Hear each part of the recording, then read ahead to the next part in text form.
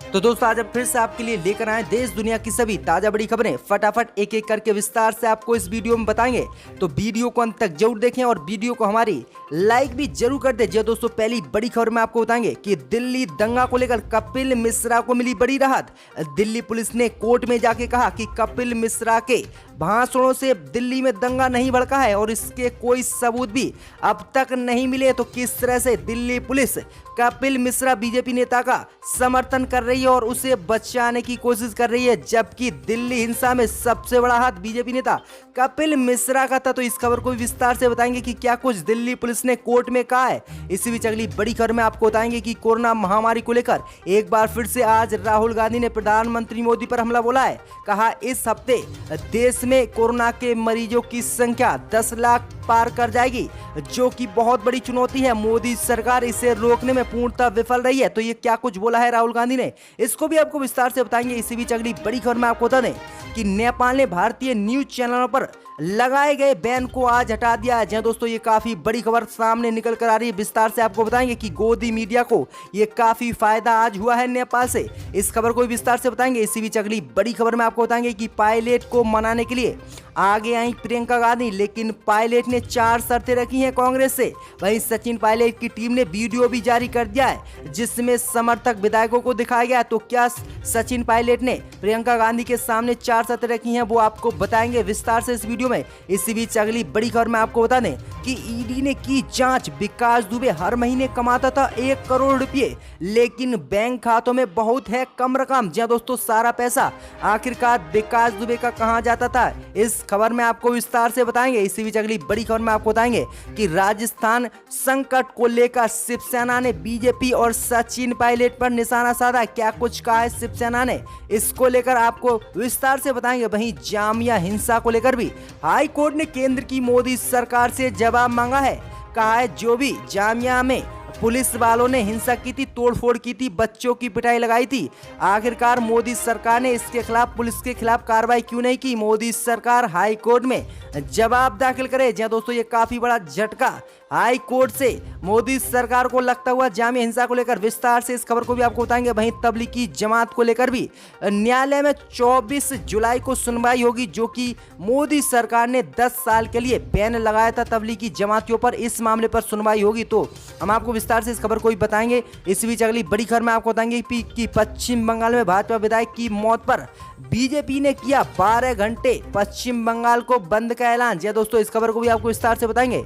इसी बीच अगली बड़ी खबर में आपको बताएंगे कि सरकारी बंगले में कुछ दिन और रहेंगी प्रियंका गांधी, क्योंकि प्रियंका गांधी ने मोदी से अपील की थी, जिसके बाद मोदी ने कहा कि कुछ दिन और रह सकती हो आप। तो ये काफी बड़ी अपडेट है, इसको भी विस्तार से बताएंगे। वहीं फारूक और अमर अब्दुल्ला ने 16 पार्टी नेताओं की रिहाई के लिए हाई कोर्ट का दरवाजा खटखटाया। कहा अनुच्छेद 370 हटाने के बाद मोदी सरकार ने अभी तक उनको कैद करे रखा है और उनका कोई भी जुर्म नहीं है। इस खबर को भी विस्तार से आपको बताएंगे। तो एक एक करके सभी खबरों को हम विस्तार से आपको बताने वाले हैं, तो वीडियो को लाइक जरूर कर दें।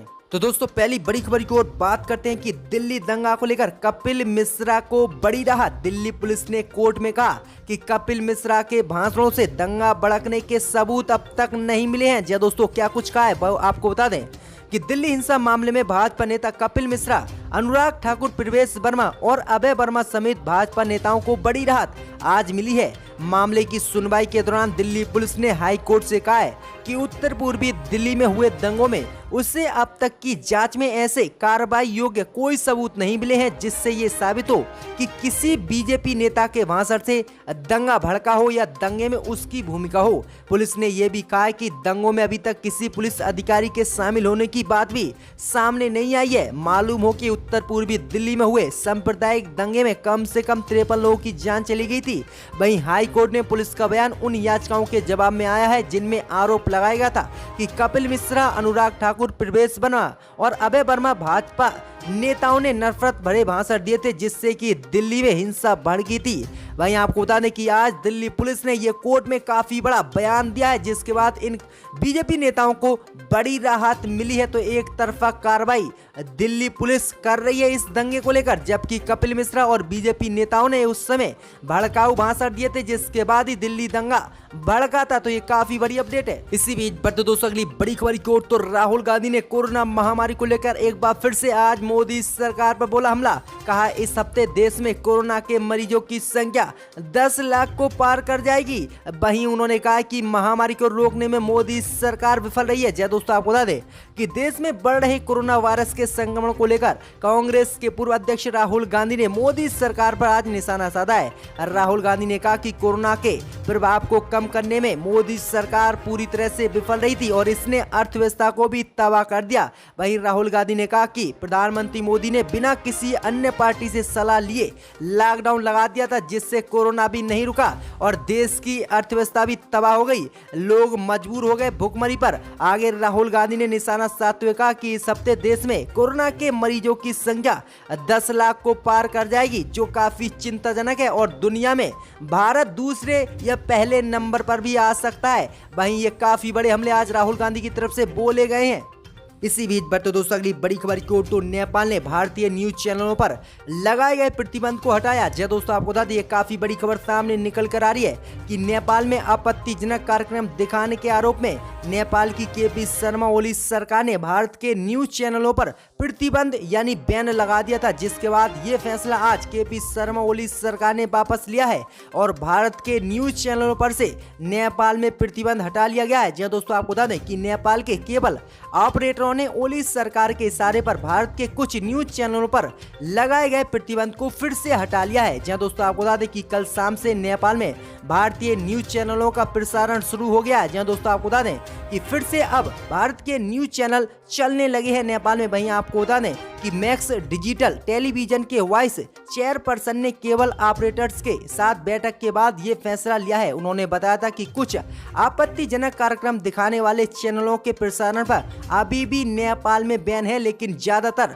चैनलों पर से प्रतिबंध हटा लिया गया है नेपाल सरकार ने। तो ये काफी बड़ी अपडेट आ रही है। इसी बीच बढ़ते दोस्तों अगली बड़ी खबर की ओर, तो सचिन पायलट को मनाने के लिए आगे आई प्रियंका गांधी। पायलट ने रखी प्रियंका गांधी और कांग्रेस के सामने 4 शर्तें। दोस्तों आपको बता दें कि राजस्थान में सियासी बवाल इस समय चरम पर है। इसी बीच आपको बता दें कि प्रियंका गांधी ने सचिन पायलट से बात की है और उन्हें मनाने की कोशिश की है। वहीं सूत्रों से मिली जानकारी के अनुसार प्रियंका गांधी ने सचिन पायलट से बात की है और सचिन पायलट ने प्रियंका गांधी के सामने 4 शर्तें रखी हैं। वह अपने 4 विधायकों के लिए मंत्री पद चाहते हैं और इसके साथ ही वह वित्त मंत्रालय की मांग में भी अड़े हुए हैं। इसके साथ ही वह प्रदेश कांग्रेस अध्यक्ष का पद भी अपने पास ही रखना चाहते हैं। अब माना जा रहा है कि सचिन पायलट कुछ शर्तों के साथ मान सकते हैं। वहीं आपको बता दें कि इससे पहले कांग्रेस विधायक दल की बैठक के लिए भी उन्हें आज न्योता दिया गया है। वहीं रणदीप सुरजेवाला कई पार्टी के बड़े नेता इसमें शामिल होंगे,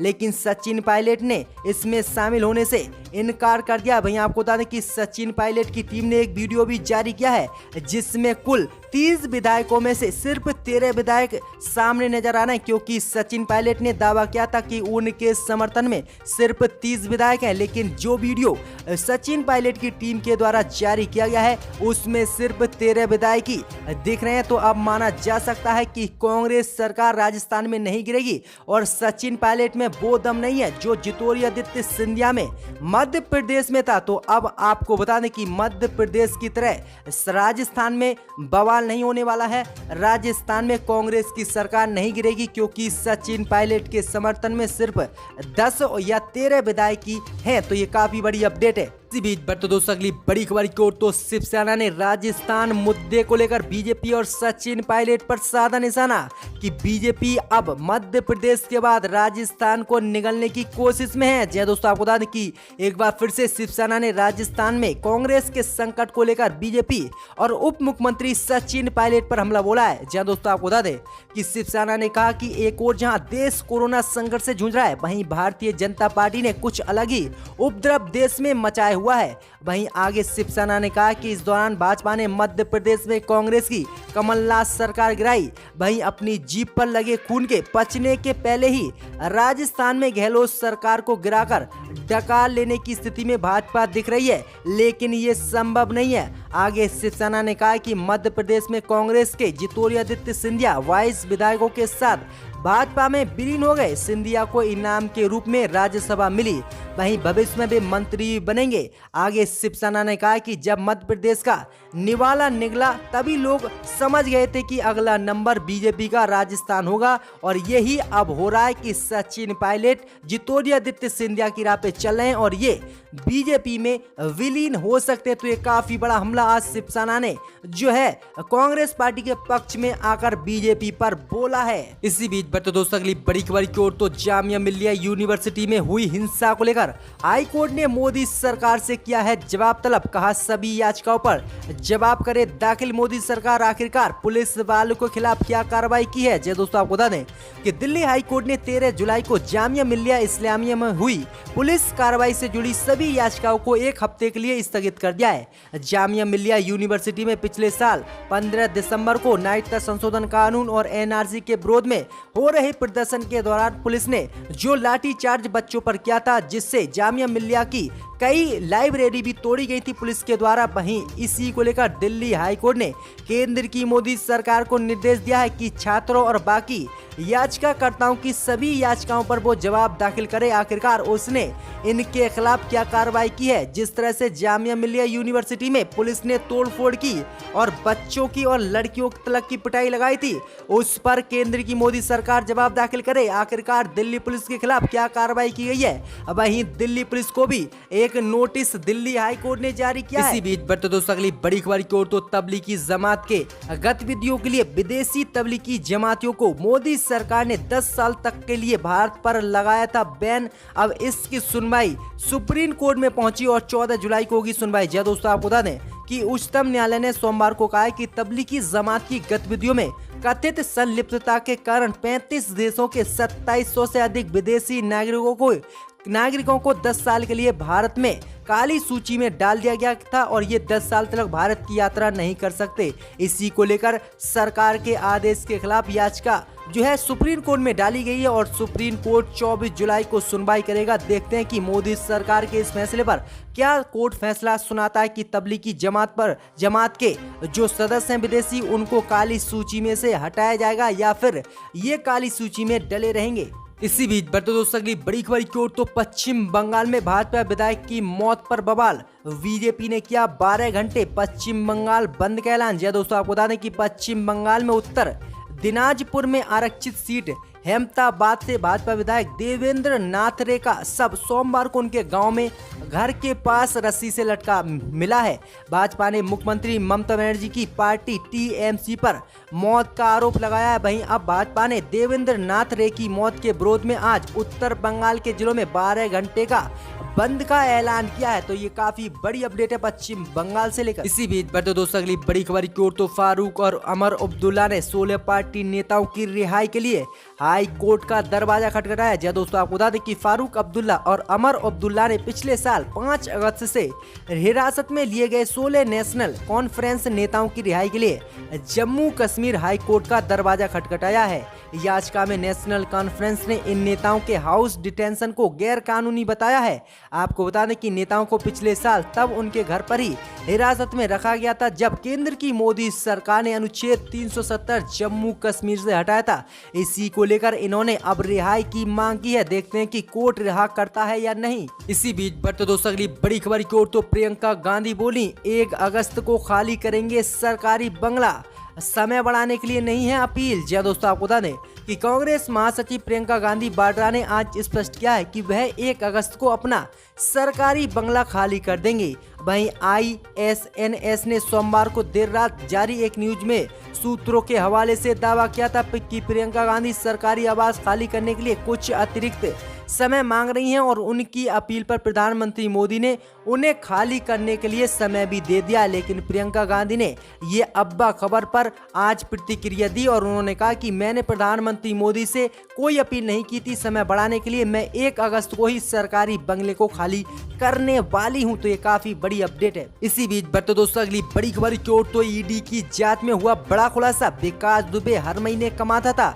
1 करोड़ रुपए, लेकिन बैंक खातों में है बहुत ही कम रकम। जी दोस्तों, आपको बता दें कि अपनी दहशत के दम पर करोड़ों रुपए की उगाही करने वाले हिस्ट्री सीटर विकास दुबे का रहन सहन बेहद ही साधारण था। ना तो वह शराब पीता और ना ही कबाब का शौकीन था। वहीं आपको बता दें कि न्यूज एजेंसी ने जो जांच मिली है, सूत्रों से मिली जानकारी के मुताबिक न्यूज एजेंसियों ने बताया है कि विकास दुबे हर महीने 90 लाख से 1.5 करोड़ रुपए कमाता था। वहीं ईडी के सूत्रों के मुताबिक उसके खातों में बहुत ही कम रुपए हैं। आखिरकार ईडी जांच कर रही है कि इतना पैसे कमाने के बाद वह पैसे को कहां रखता था और किससे देता।